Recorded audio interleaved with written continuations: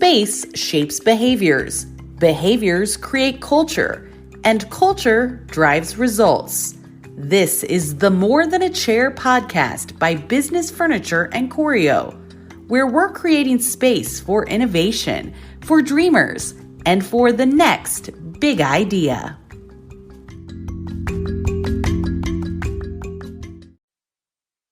Construction and engineering projects around the world are being impacted by COVID-19. Some projects are stopped, others have slowed down, and some industries are even ramping up.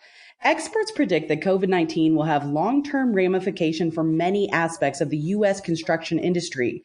But what does that mean for us here in the Midwest? I'm your host, Amanda Clark, and this is the More Than a Chair podcast by Business Furniture Choreo. Today we have with us Vice President of Business Development at Meyer Najem Construction, Dainen Lawson, to give us some insight on what the long-term effects of COVID could be when talking about construction. We also have Dainen Tolman, Director of K-12 Education Business Development at Business Furniture Choreo, to help us understand how schools are managing their projects and what the future could look like. So guys, thanks for being here today. Thanks, you. Amanda. Thank you for having us. It's going to be a lot of fun. Dan, we're so excited to kind of get your insight on this. Just to start off, Dan, how have these last few months been for you? What has your job been like? It's had to be kind of up and down for the construction industry. Well, Amanda, I think, to say the least, it's been very interesting, like just every other industry around the world. However, though, I think luckily construction was deemed essential. So really on the operations side of the construction industry, meaning the projects, the job sites, all of those continued to move forward without any delays. It was a lot of quick reaction on the parts of the construction companies in terms of our safety departments figuring out how to quickly get out and help protect all the workers. But we had a couple projects that happened to slide, some private projects, but other than that, we've been full speed ahead on the actual construction projects. Wow. Dan, what industries are slowing down, and then what are kind of been ramping up when you kind of take a look at projects that were completely delayed or they're holding off on things? Well, for one, right now, I think healthcare is going to be really slow for a while. People are probably going, well, how's healthcare going to be slow? And, they're in the middle of all this. Well, I think they're going to be looking at, once they figure out, or until we get out of COVID, if we ever do fully get out of it, it's going to take them a while to figure out what their needs are going to be. Moving forward. So, they could be on a slowdown for maybe, I don't know, a couple of years. But I think if you look at, industrial is picking up. And if you look at the public sector, municipal and K-12 work, we're seeing an uptick in those markets. So, obviously retail right now is at a halt. No one's building new restaurants. Office projects are still moving forward. But there are some out there who are, they're still a little squeamish on doing things. But like I said, we've had a couple projects slide, but they're going to move forward. It's just going to take some time for the owners, I think, to get a little more comfortable. Yeah, Dainen, I'm anxious to pull you in here because I know the K through 12 projects and just how have schools reacted during COVID? What have some of your projects and clients been saying about this time? Well, I think there's two parts. I think the first part is that everything that was happening anyway, because a lot of K-12 projects have been in the works for a long time, everything that was kind of in motion, kind of kept in motion, kind of had some speed bumps maybe here and there due to maybe COVID. For example, some of our manufacturers stopped for a second based on COVID issues and then maybe got deemed essential and were able to pick up manufacturing again. But they, for the most part, kept going. But then the other part is the reaction to, okay, how do we keep our students and our community safe? I should say students and staff safe while we're going through this. So I think there's been two reactions. I think one is, all right, let's keep moving forward on those other projects, and then let's also assess where we are and how we're going to handle right now. And now the phase is, how are we going to handle opening of school? That's all eyes are toward that right now. Yeah, what conversations are school leaders having when it comes to trying to create some of these boundaries for safety, but knowing that kids, they've got to collaborate. There's got to be some room for that. Yeah, I think so. The Department of Education, the Indiana Department of Education, put together guidelines that all schools can kind of adopt to their own district. And I think that is kind of key, by the way, that it's kind of specific to each district, because a district in maybe more of a rural county would probably have less COVID cases or contamination, if you will, whatever you want to say, than somewhere maybe in Marion County, right?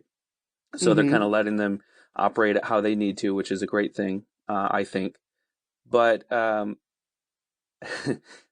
let's be real for a second, though, because anyone that has a kid, anyone that has a child, just think about the time that your child put on a brand new outfit and you ask that child not to get that new outfit dirty.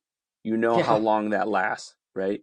So if you're going to expect a student to go to school and stay completely social distanced and stay wearing a mask all day and wash your hands every 5 minutes and whatever whatever the guidelines are, then it's just not 100% practical. It just can't happen. It won't happen. You have to almost plan on it not happening. So I think what school districts are doing, which is very fair, is like, we're going to try to have these boundaries. We're going to try to have these rules.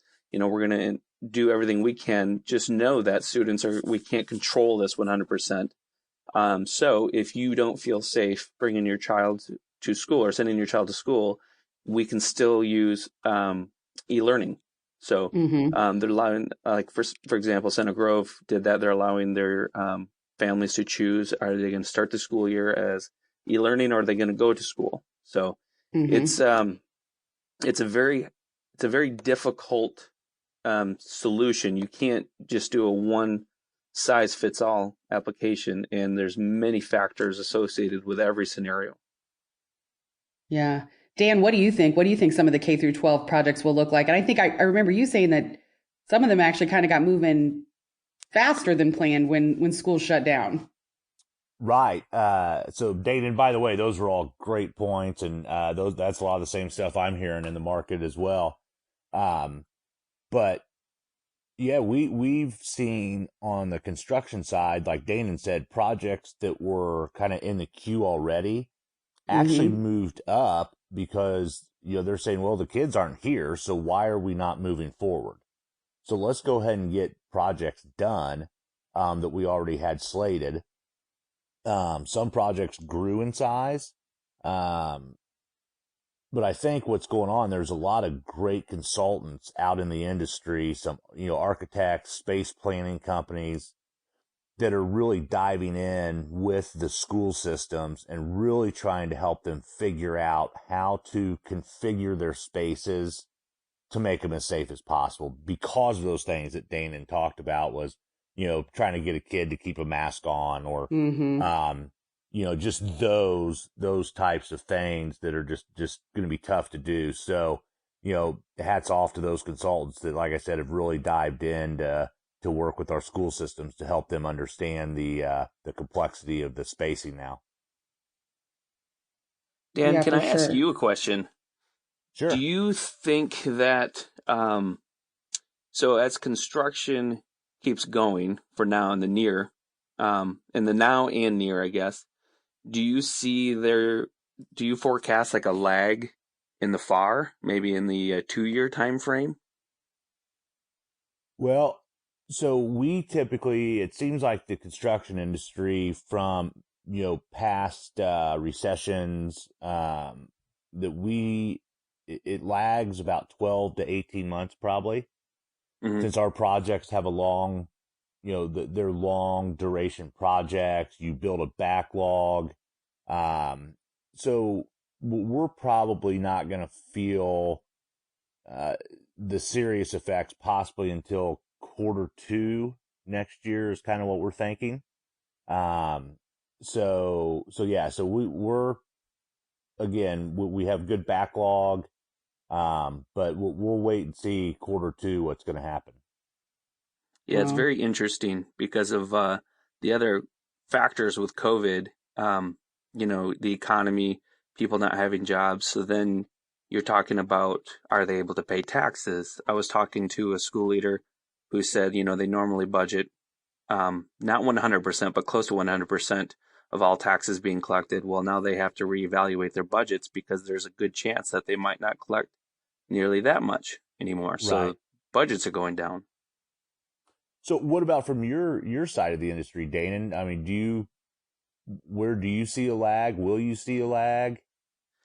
That's yeah, so I'm kind of in the same boat. I'm thinking the same boat that you're talking about. You've got the larger projects that they are going to continue until, the 12 to 18 month range. So there are some referendums that still have passed. Washington Township's referendum passed, some things like that. But I would imagine that the way we're looking at it is the near or the now, near, and far, and that's kind of quoting Steelcase's analysis of how to look at this situation.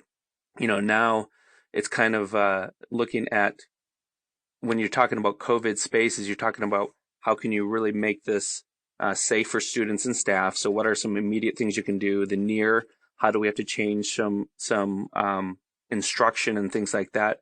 Do we need to do more e-learning? Do we need to do more spatial social distancing? And then the far is really the key, because when's this vaccine coming out? When is when is there going to be maybe some other, not maybe cures, maybe things to fight COVID? Who knows? So all of that will determine, I would imagine, the comfort level with how we do schools now. So if that far is going to be pushed out even longer, then I foresee other changes and other opportunities coming up that we would have to address in the K-12 sector. That might be, we might be really busy addressing those issues instead. And I wonder if the far that we're all looking at it becomes a constant moving target. If you think about, what if in October, November, we have another major spike of the virus, and that shuts everything down again? Does that far move out another 12 to 18 months? So, I think right now we're just in a very odd position of really trying to, we're all trying to forecast the best we can. But I still think there's some ambiguity to it. Yeah. Dan, can I ask you this question too? Sorry, Amanda, but I want to ask kind of a question related to what Dan was just saying. And if this comes out again, another outbreak in the fall, what have you learned on the construction side of things this spring that you would implement maybe this fall that maybe would protect you from shutting down, even though it was great that construction was deemed essential? Like I said, on manufacturing side, there were things that they weren't, education wasn't deemed essential in certain states and whatnot. So a lot of manufacturing got shut down for just different time periods. So I'm wondering, on your end, how would it happen in the fall? Would there be different methods and practices that we would have that maybe would keep us going? That's a great question, Dainen. And again, that's a tough one to answer. I guess, are you really referring to the job sites, or? Yeah, I think more job site. Keep us going. Yeah. Yeah. I think, kind of back to the essential, worker, so even, manufacturers that were producing construction materials were considered essential. So those kept moving as well. But I think this first round really set us up. Like I said, I know our staff, our safety department, our general counsel, our leadership, reacted very quickly, very diligently, and set up some great guidelines. We immediately sent everybody home from work. They were working remotely, which was great. But we still had people out in the field that we had to keep safe, which again, our safety department did a wonderful job and quickly figured out the guidelines to do that. So I feel like if we hit this again, I know Meyer Najem, we're going to be ready to hit the ground running, and it's not going to be, there's not going to be a hiccup. That's great.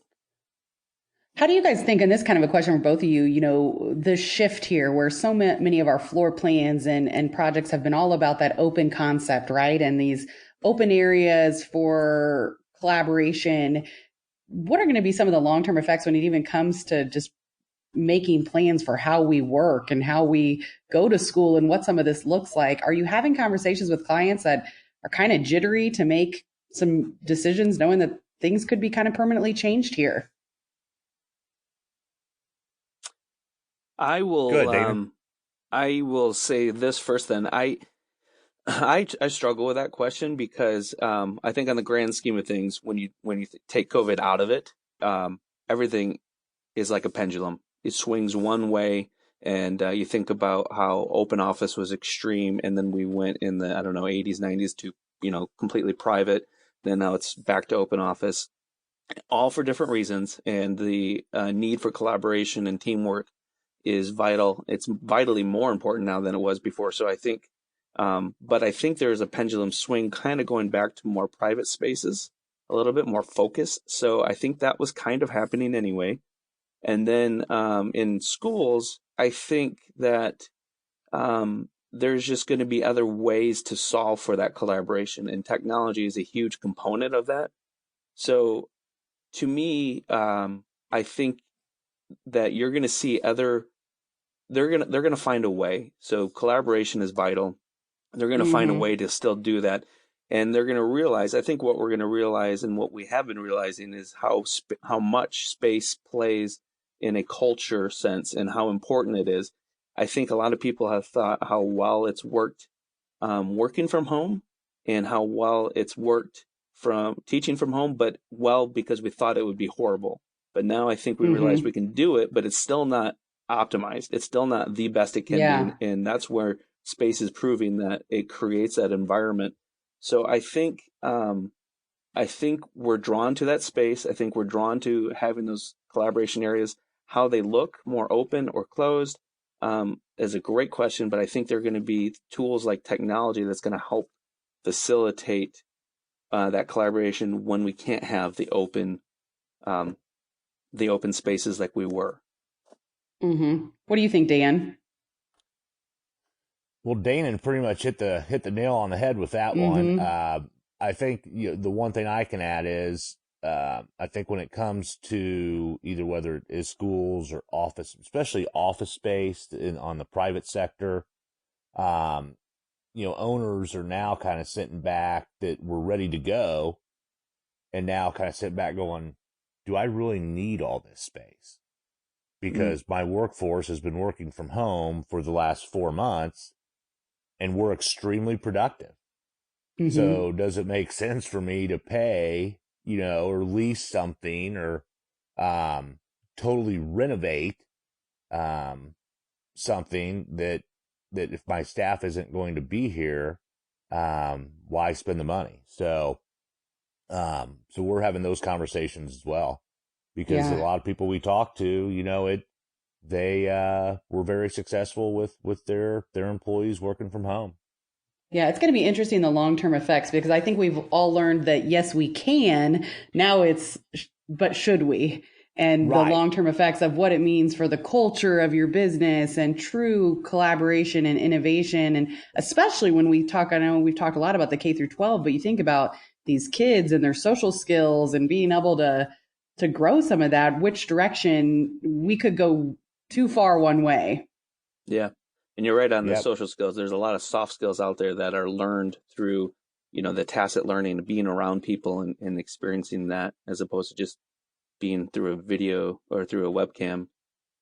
Dan, I like what you said too about reevaluating their space. And I think you're right that it's not always. I think it's going to be, do we need this much space?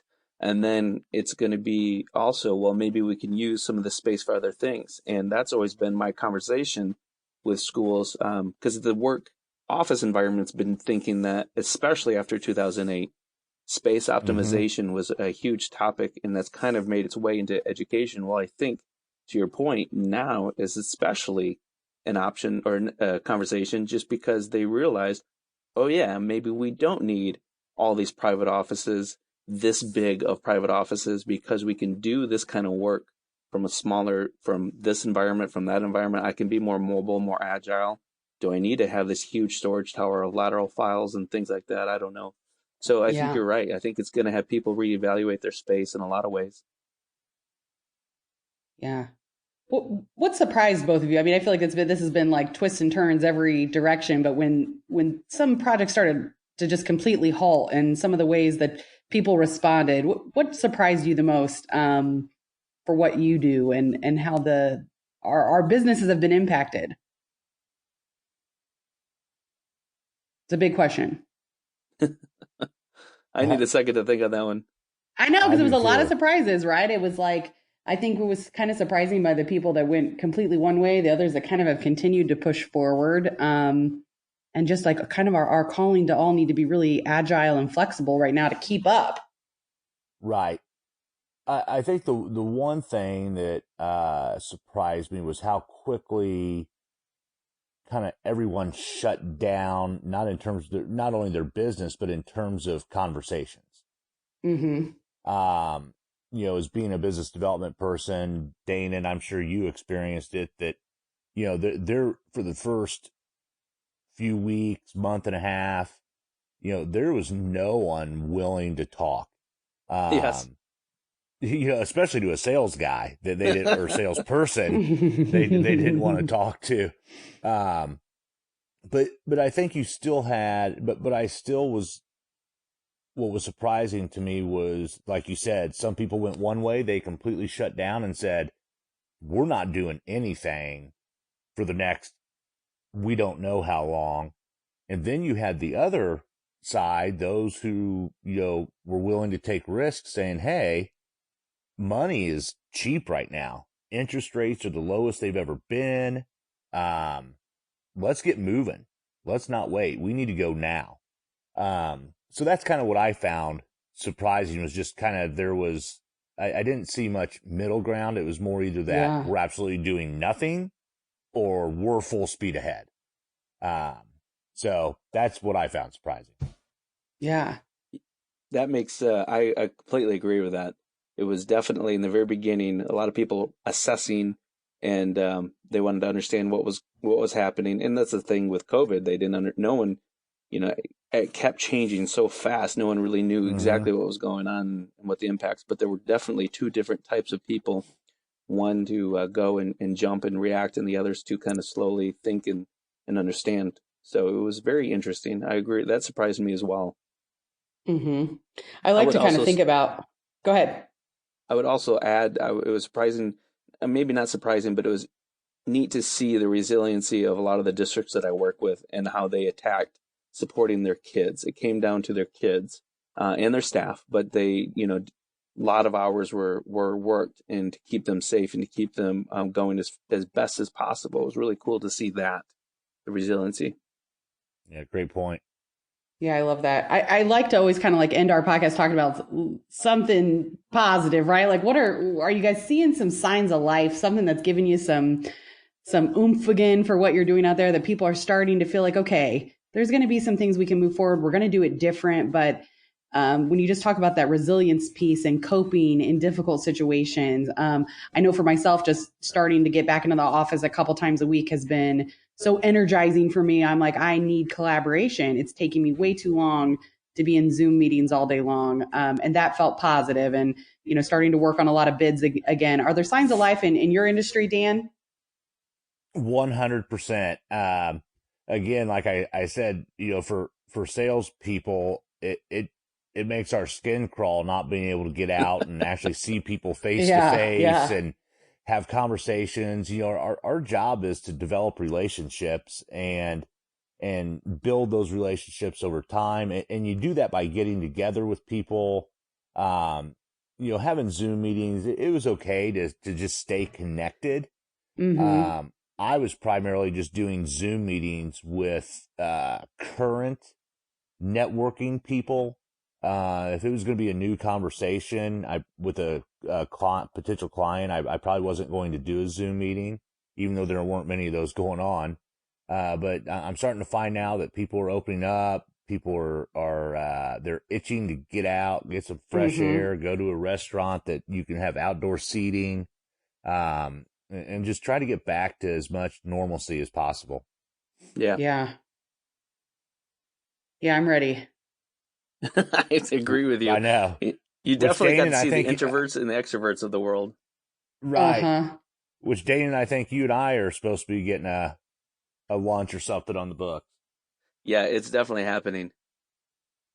Yeah, these are the things we need to do. And I think networking is so key to our businesses and how we even just work together. And so I think of that, just the long-term effects. I know that a lot of folks are feeling like remote work has worked better than they thought, but I wonder in a year from now how we'll kind of look back and reflect on this awkward time. Exactly. Yeah, remote work isn't so great for business developers. Mm-hmm.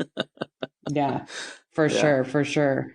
Hey guys, thank you so much. I feel like I could talk about this all day, and I'd love to check back in with you in maybe, 3 months, 6 months, 9 months, and kind of see how we're doing as we are navigating this new ways of life and new things. So thank you guys so much for being on the podcast today. Thank you, Amanda. Dainen, great talking with you. You as well, Dan. It's always great. Thank you. Yes. Take care. It's been great for all of our listeners. This is the More Than a Chair podcast.